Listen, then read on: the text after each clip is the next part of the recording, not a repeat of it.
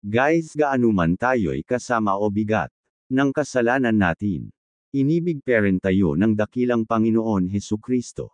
Gaya ng halimbawa, kasing laki man ng barko ang kasalanan natin, ay kasing lawak naman ng dagat kakanyang pagpapatawad.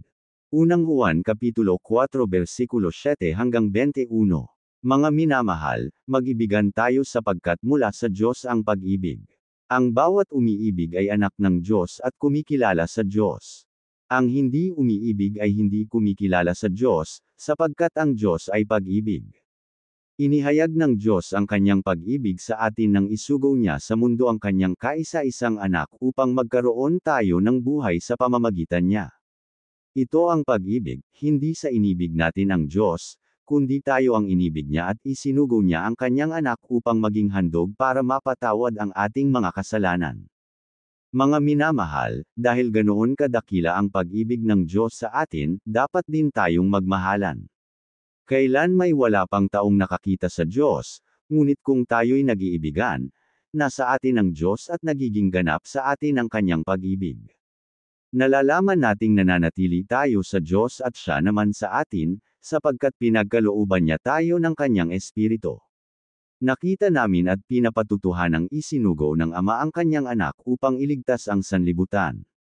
Ang nagpapahayag na si Jesus ang anak ng Diyos ay nananahan sa Diyos, at ang Diyos na may nananahan sa Kanya.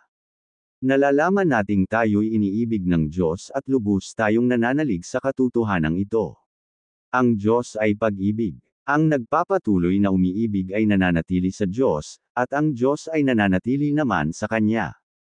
Ang pag-ibig ay nagiging ganap sa atin kaya't hindi natin kinatatakutan ang araw ng paghuhukom, sapagkat tayo'y tulad ni Kristo, kahit nasa daigdig pang ito. Walang kasamang takot ang pag-ibig at pinapawi ng ganap na pag-ibig ang anumang pagkatakot. Hindi pa ganap ang pag-ibig ng sinumang natatakot, sapagkat ang takot ay kaugnay ng parusa. Tayo'y umiibig sapagkat ang Diyos ang unang umibig sa atin. Tayo'y umiibig sapagkat ang Diyos ang unang umibig sa atin.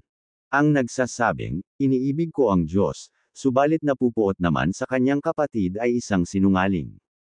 Kung ang kapatid na kanyang nakikita ay hindi niya magawang ibigin, paano niya maiibig ang Diyos na hindi niya nakikita?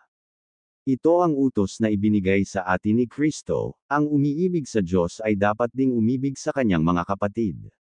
Sa nga pala nawa pagpalain kayo ng dakilang Panginoon Hesukristo sa lahat na nang subscribe at sa nanood at nakinig at lalo na sa nang like share. Ang pagpapala ay sumainyong lahat. God bless you all.